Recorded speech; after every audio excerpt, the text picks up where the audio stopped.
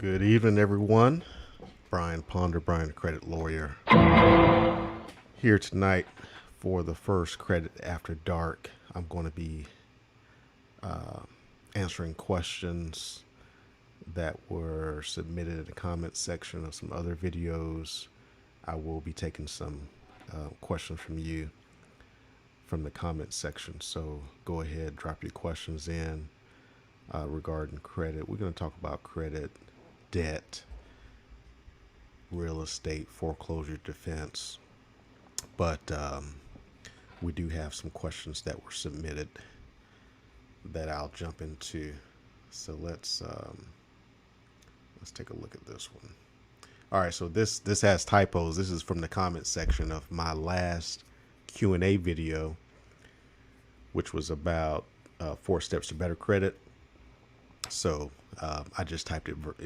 I just copied and pasted verbatim. So these are not my words. And thanks, Sincere, for the question. So the question is, if you did a settlement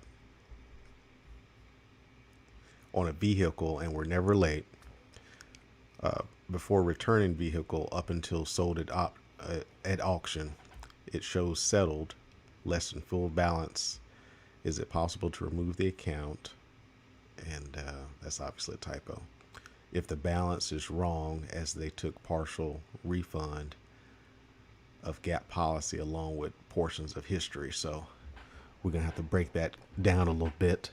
But by the way, those of you that are here, if you can hear me, press 1. Go ahead and press 1 in the comment section. Make sure everything's good. I'm, like I said, I'm coming back from not posting in a while. I want to make sure everything is technically okay. So press 1 if you can hear me, those of you that are jumping on. Okay, so we're gonna tackle this question, and we're gonna break it down a little bit. So it's a little jumbled, but we're gonna sort of break this up and break down this question. So if you did a settlement, thanks Leighton. Y'all can hear me real good. Thank you. So if you did a settlement on a vehicle and were never late, okay, well, so it appears this scenario is a scenario where a person has a car, was never late, ended up doing a settlement, and turned the car in. Okay, so this actually becomes, even though, well, if there's a settlement, here we have a settlement, you have an auction, it's settled for less than full balance. Is it possible to remove the account if the balance is wrong and they took partial refund of the gap policy?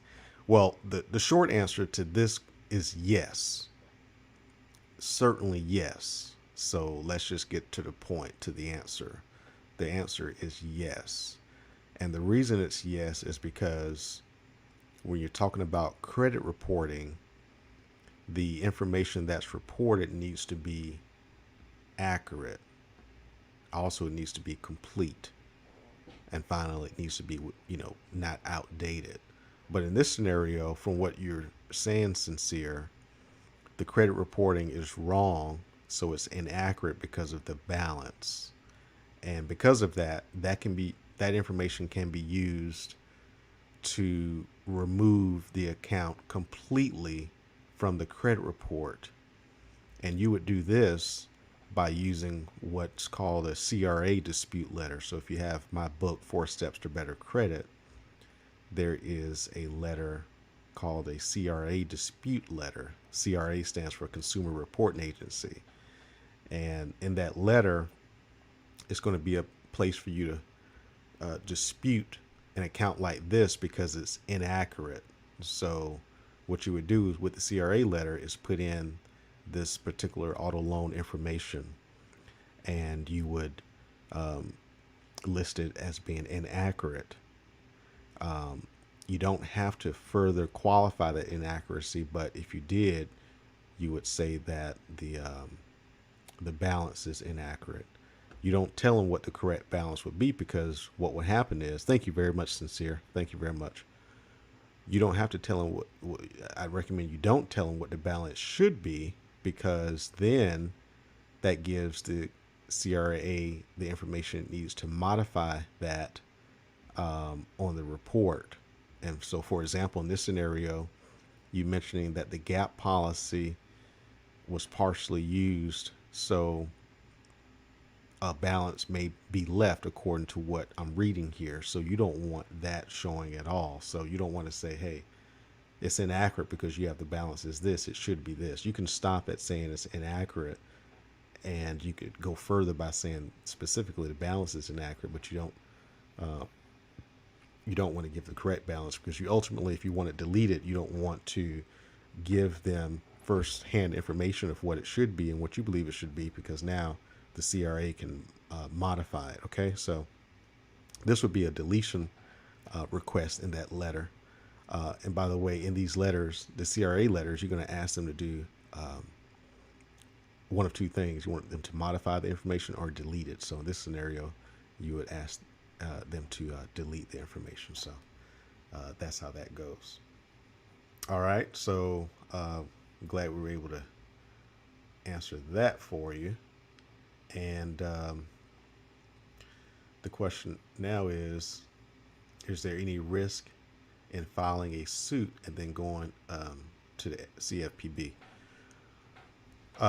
Okay, so great question. So is there a risk of filing suit? The answer to that, I would say, is yes. Anytime you have an outstanding debt or obligation, there is risk that the creditor or whoever the owner of the debt is could sue you for that balance.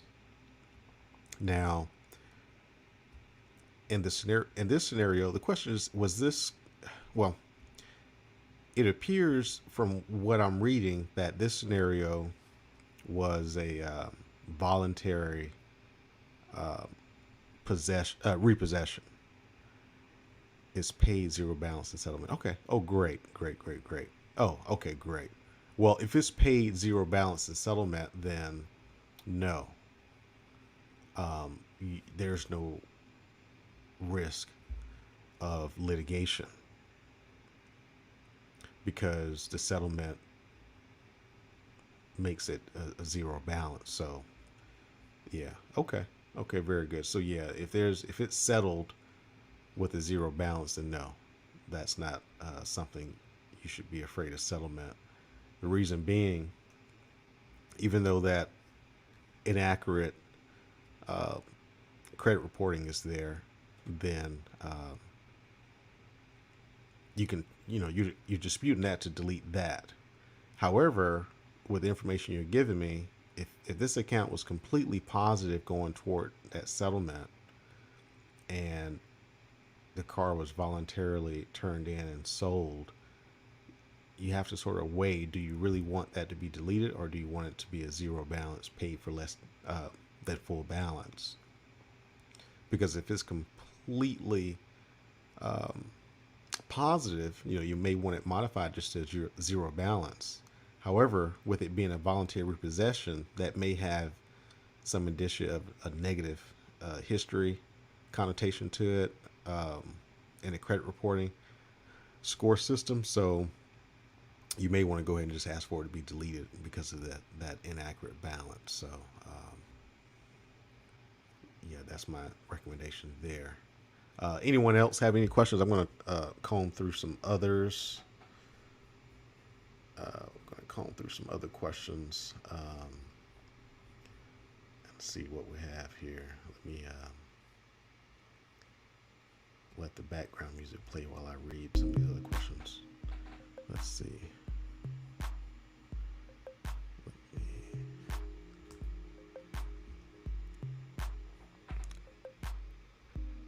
And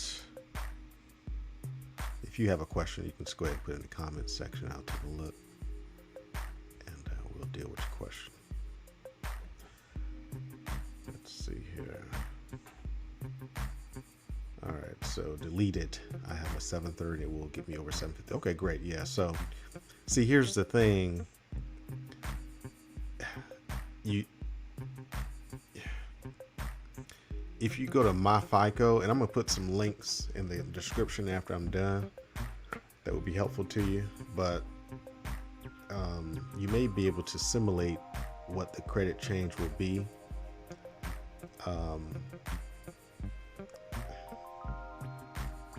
Sometimes deleting accounts, if this is something that's giving you some longevity in your credit history, sometimes deleting accounts can cause the score to do weird things. But however, yeah, you really don't know what's going to happen to the score. But yeah, if you're at 730, and if this account showing up as negative in any way other than that balance, whatever the balance is, and also with that balance showing, is it also showing payments missed, or is it all still showing positive?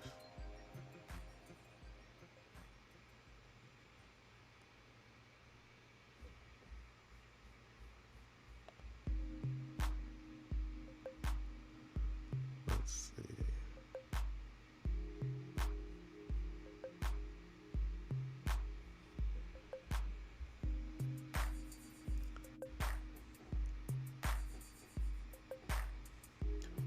I'm trying to get into the Facebook so I can pull some other questions up. If you have a question, if you're on and have a question, you can type it in the comment section.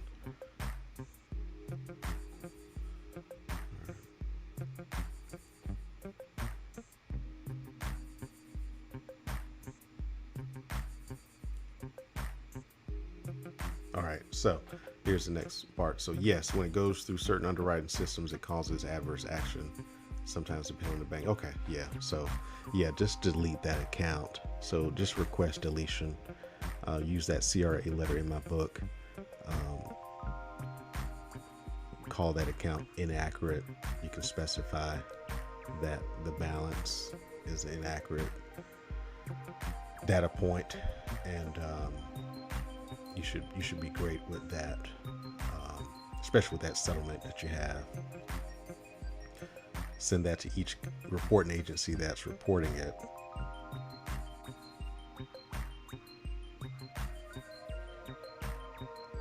And yeah, definitely we'll try to delete that.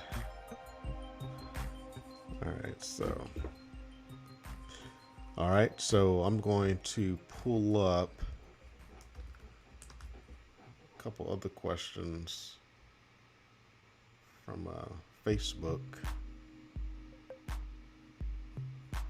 to see if there's any more I want to go through, but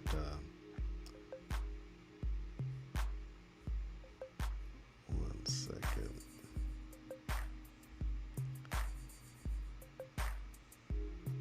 And let me share. If you would, share the video with others. I'm going to share this into the credit groups. Anyone's awake, they can jump on. But I will answer a few more questions. Just give me 1 second here. Thank you, Sincere. Hey, you're doing good work. You should coordinate with your colleague, the lead attorney, to help men level up and grow your base. Definitely. The lead attorney is awesome. Yeah, I would definitely do that. Thank you. Let me see if I can pull a few other questions that I may be tagged on or that may be unanswered. Let me see. I don't see any more right away. But thank you, Sincere. And we'll definitely try to team up with the lead attorney on some things in the near future.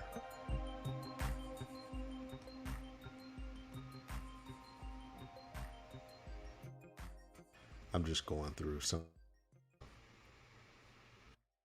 in the credit groups. Sometimes they, if you're in a group and you have some questions that are unanswered tagging minute. Thank you. Thank you very much, Sincere. I do appreciate that. I appreciate it. And I jumped on just to answer that question. I thought it was a good question. So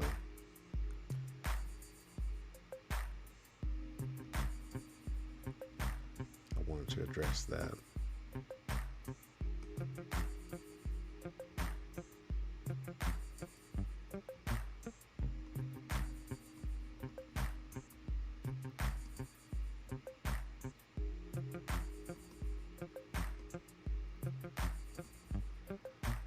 Thank you for that $10. I forgot to do my sound. Thank you very much. Another one. I appreciate that. I like my sound effects. I forgot I was a little late with the sound effect there, but thank you very much. I do appreciate that. Let me see if I can pull another question up, you all. I'm looking at the tags. All right, here we go.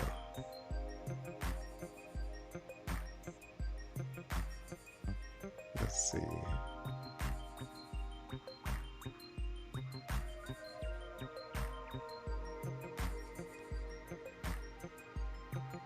Okay. All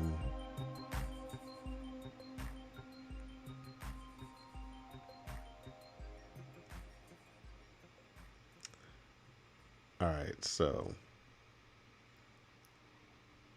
here's another good question. Let me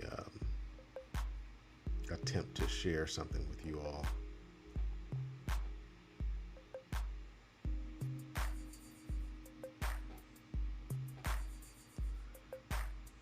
And let's see.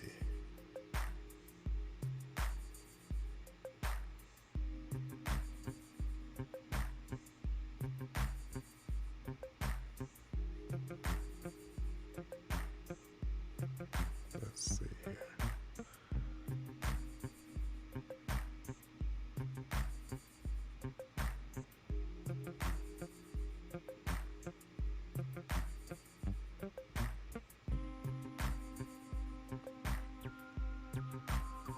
All right. So I'm just playing with this. I'm trying to share it in a way that that's best for you to see it. All right, here we go. Let me share this with you. I gotta make that bigger. All right, here we go. All right, so I can take my music out now that we have found something. So, all right, so the question here, or the statement is, I never paid my student loans back because I permanently removed them off my credit report effortlessly due to the FCRA law and the DIY credit program. Know your rights. When you're ready, I can show you. Okay. So this wasn't a question, but I wanted to, it looks like someone perhaps is actually marketing something themselves. And I wanted to make a clarification just for people that are reading that. And the clarification is, you certainly, first of all, that is true. You certainly can delete student loans from your credit report, but it's very important to know, as I wrote here, report deletion has nothing to do with payment obligation, or in this case, repayment obligation. So, don't get sucked into some of these, advertisements like this or statements like this, thinking that once you accomplish this, if you do, that your obligation to pay your student loan debt goes away.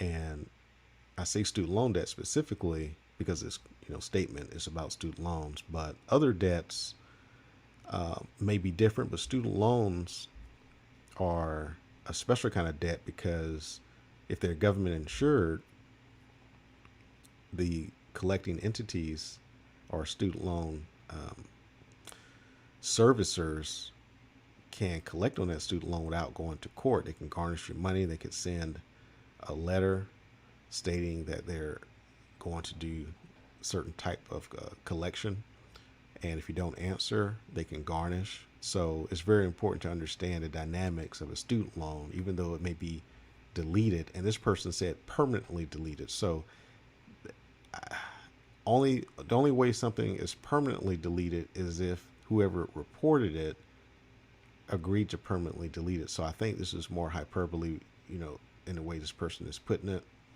But you don't know if something is permanently deleted unless there's a contract stating that it's permanently deleted.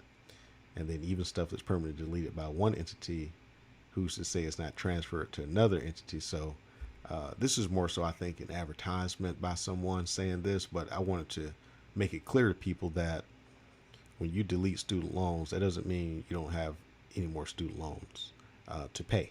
So that's something that I wanted to pull out with respect to that statement. It wasn't really a question, but it's something I wanted to highlight. Oops. All right, so let's go to the next thing.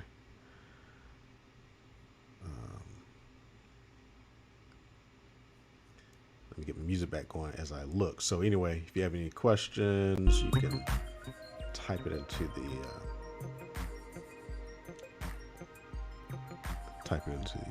comment area. See if I see anything else before we wrap this up. Credit After Dark. First time doing this after dark, but I wanted to take time to jump on here. Attorney, I found out something a lot of people have been getting wrong about the 7-year statute of limitations on adverse credit auto removals. Okay. What did you find out? Oh, and if anyone wants to jump on, I guess I can give y'all a link, right? That would be nice. Let's do that. Join the, if anyone wants to join the conversation, here you go. If you want to join the conversation. Yeah. What are people getting wrong? Sincere. So, yeah, if you want to join the conversation, click the link. Let's see if there's anything else. 1 second.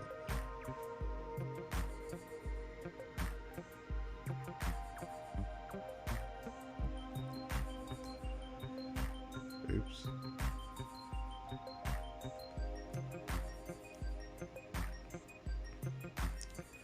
All right, just sharing this link. Share the broadcast with any friends you think are interested. I'm going to answer some questions. Credit After Dark.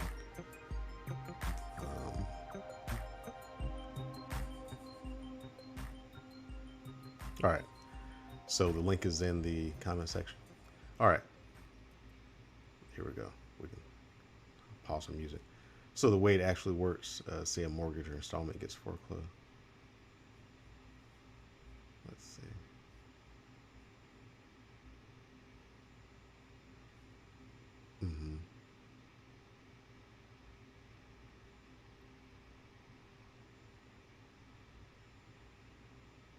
Okay. So I think you're trying to just clarify to people that, that 7-year, is a window. So it just reaches back 7 years. So if anything derogatory happened within that 7-year window, after 7 years, it's not part of the reporting.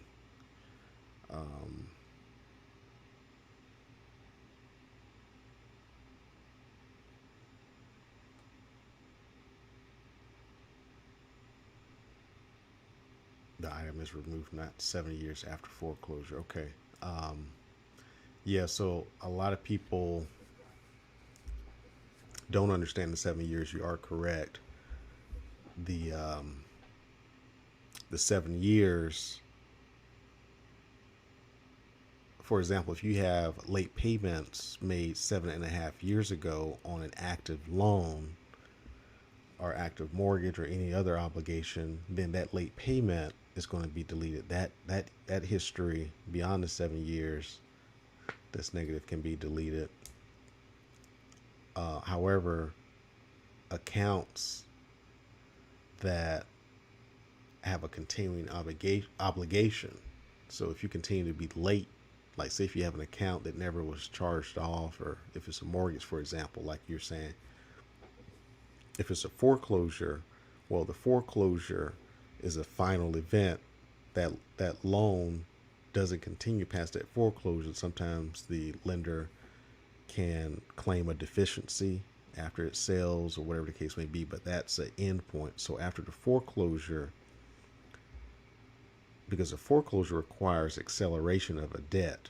So when a property forecloses at that time of foreclosure, and that debt has either additional balance due to deficiency or whatever the case is, you can count 7 years from that foreclosure, and the entire account should be deleted 7 years after that foreclosure. However, if it's not a foreclosure, but you've been late over the past 10 years, then you're going to have 7 years of negative history, but it's not going to delete the whole account, because that's a continuing obligation into how long. If you have a 30-year mortgage and you have 20 more years to go, that whole account is not getting deleted. So yeah, so Sincere, you are correct. A lot of people don't understand that 7 years, but that's sort of an example to let you know that whatever happened 7 years ago will be deleted once it's over 7 years. But if it's over 7 years and the account is still active, well, the whole account isn't going. It's just that negative history is no longer showing after that. So that's a good clarification to make. Yes, most credit repair chop shops get this wrong. I went to one, then I did the work myself. They actually returned my money, and I did not ask for it. So very good, very good. So yeah, education is key. So it's great that you've educated yourself. Um,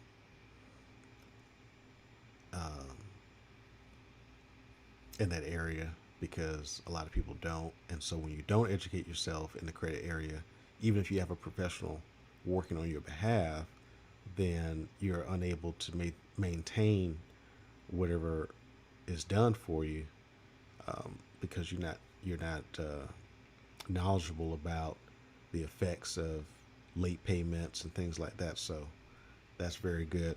Let me see if I find anything else. Again, if you have any other questions, put them in the comment section. How you doing, B3 Solo? New to this space, completely mind blown by the games and truth we never know. Excellent, excellent. Welcome, welcome, welcome.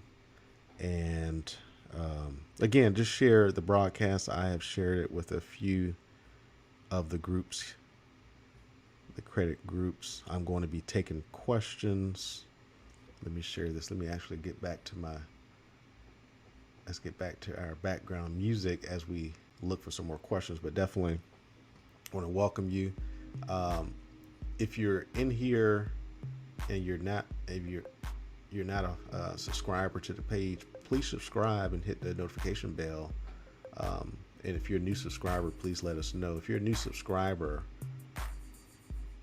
press 2. How often do I go live? Not often, but I want to go live much more often. So that's why I want you to subscribe and do the notification bell. This is my first Credit After Dark. I usually go live in the 7, 8 o'clock Eastern range. But great. I appreciate that. But B3 Solo, definitely subscribe. Let me know when you subscribe, and we'll do some party lights. I'll show you all the party lights. So if you're not a subscriber, go ahead and subscribe and let me know, and I will we'll have a little quick party for you. All right. So thank you very much. Thank you very much.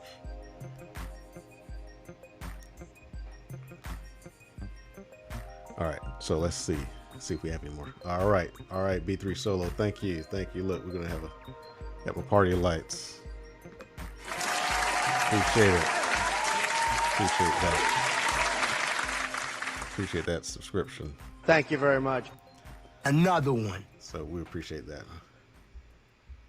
All right, how y'all like that? So I appreciate that. Had a little party. Appreciate you once again for subscribing.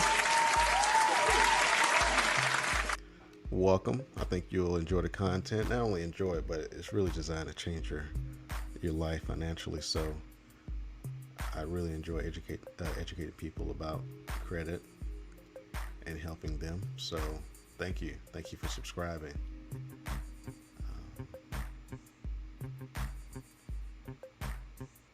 Thank you for subscribing. So right now I am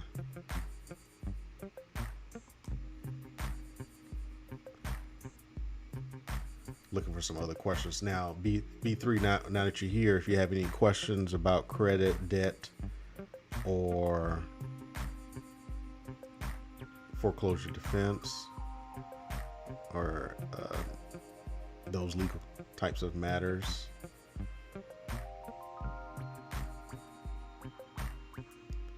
let me know, and we can possibly answer your question right here tonight in the Credit After Dark. So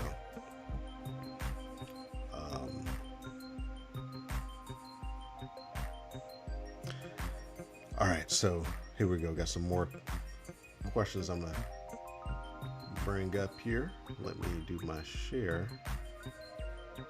Get some more questions here.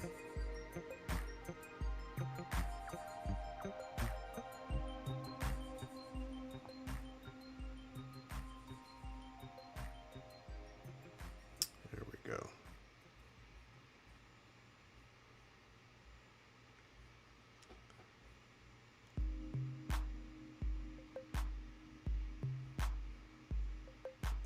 So let me, all right, we have a few more questions I'm going to bring up, and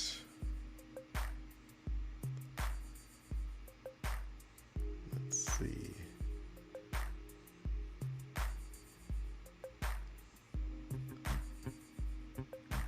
And thank y'all for bearing with me. There's a few things I have to do.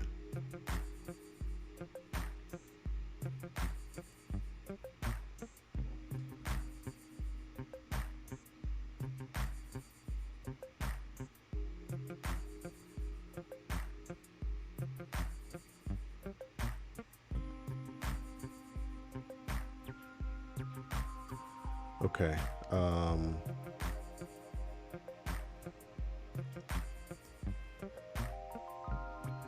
All right, so I'm gonna read these questions, okay? Because I can't isolate the question. We'll take B3's question first, and I can turn my music off now. All right, I have a few credit card bills that I'd like to get out from under. As a beginner, which route is best to take?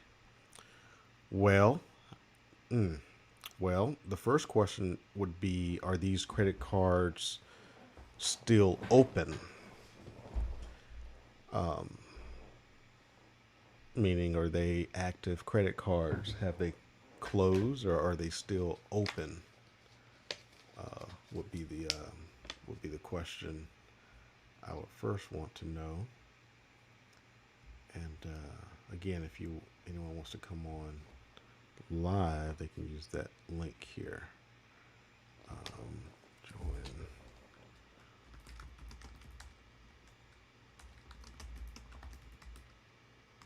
the broadcast here. All right, so you can join the broadcast here. So with respect to that question about the credit card bills, this is these questions a lot of times require some answers before they can get an answer. So with respect to the credit card bills, my question would be, are these accounts still open or active is another word that you could say. If they're still open, then, usually when people say they want to get out from under them, they're not open. Okay, so they're closed. So these are closed credit cards. Well, the next question would be, are they currently being paid on, at least at the level of minimum payments? Would be the next question. Are they being paid with the minimal payment amount? That's the next question that would have to be answered regarding this. If they are being paid, okay. Okay, so they are being paid. So, well, I'll put a link in the description after I'm done. I have a package called a credit card deletion package. Credit card deletion package. With the credit card deletion package, you can use a series of letters that go to the CRAs, which are the consumer reporting agencies. And it's a series of letters.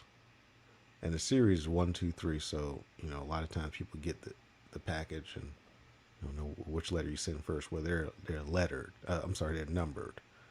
So with the credit card deletion package, the goal is to get the credit card accounts, namely ones that are in a derogatory state, preferably closed, to get them deleted from the credit report. So that's the goal of these letters, the series of letters. And the series of letters in your particular case would go to the CRA. There's a set of letters that would go there. And then there's a set of letters that would go to the creditor or the credit card company. With this account being paid in minimum payment, it's very important to maintain that during this process. Now, are these accounts closed because of default or closed because voluntarily that you just didn't want the cards anymore? Is there any negative history in these accounts? Is another question.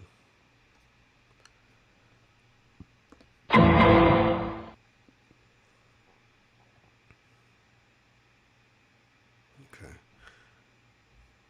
So I would need to know if there is negative history.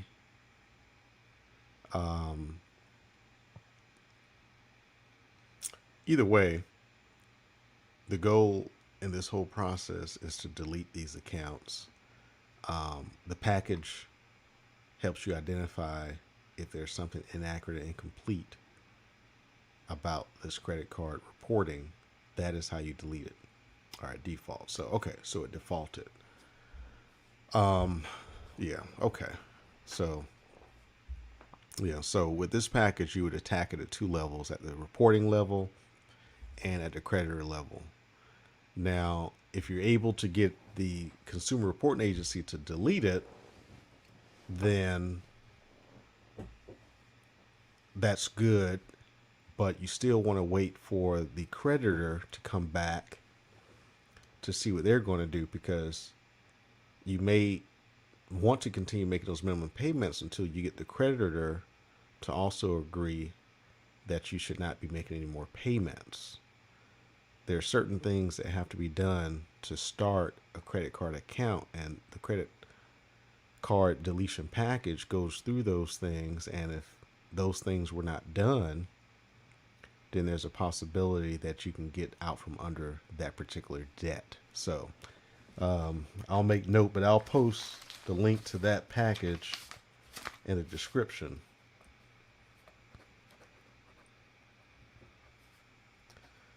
So, but thanks for your question. All right, so here we go. I think, oh, so, all right, so the next question, I'm just going to read it. It says, "Hello, credit fam. Does anyone have a calculation of deficiency or surplus sample letter that you could share with me, please?"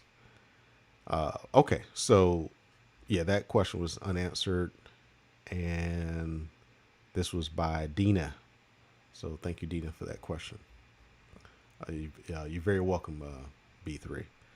So Dina's question seems to be related to a repossession, because usually that's what you see with respect to deficiencies, calculation of deficiency. You also see that in mortgages, not as much, but mostly in repossession.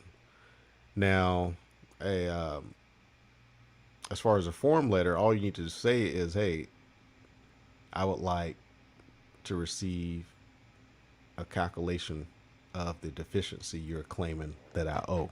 All right, and you mail that, and I recommend you send that certified mail, because once the creditor receives that, they have 14 days to provide that. If they don't, they're in violation of the Uniform Commercial Code, UCC. So that's what the letter basically needs to say. It does not have to have any more specific form than that. Now, regarding this calculation of deficiency, this letter has to be sent automatically by law if the creditor is trying to collect a deficiency. So I would tell Dina, the fact she's asking this question seems to imply that they're trying to collect a deficiency from her already.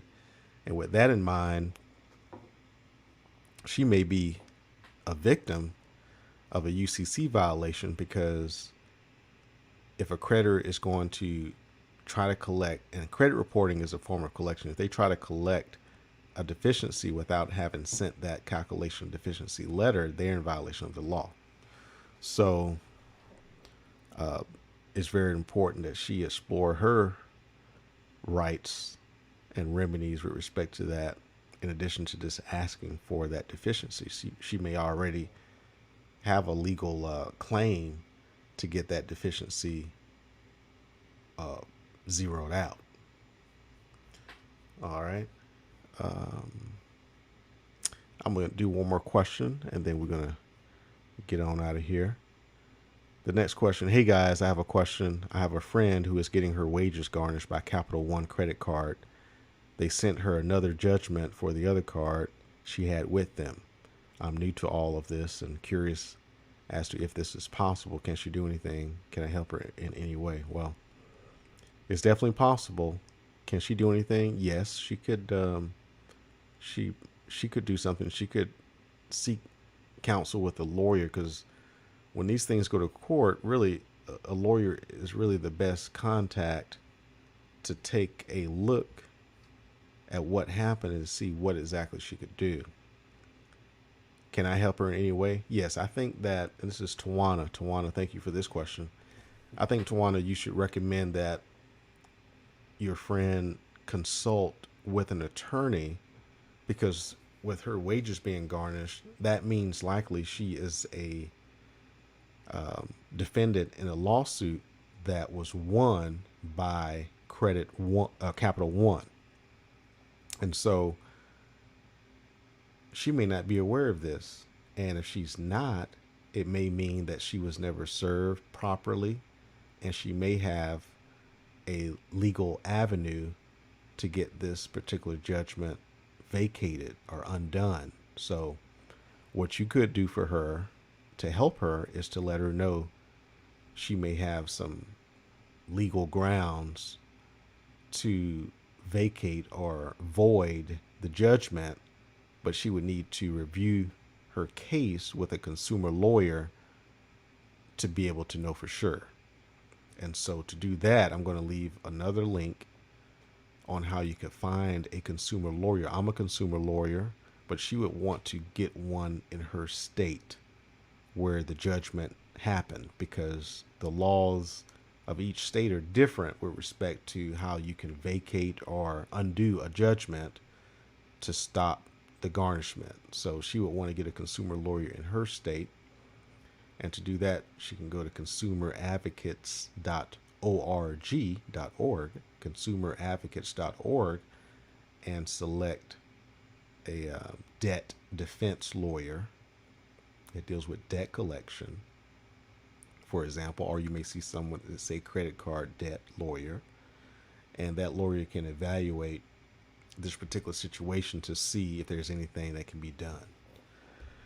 All right. So I want to thank y'all. This is one of, I'm sure, future to come Credit After Dark lives. Thank you all for the Cash App. Sincere, really appreciate that,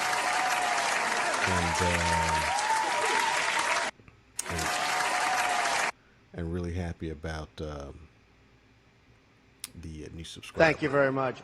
Really appreciate that, B3, for subscribing. And if you're looking at this after the fact, please, we'll be very thankful if you were to subscribe. That would be awesome. Another one. And also click the notification bell, and that way you'll be able to know when I come on. So it's always a good time teaching you all. So let's do it again soon. Okay, y'all have a good night.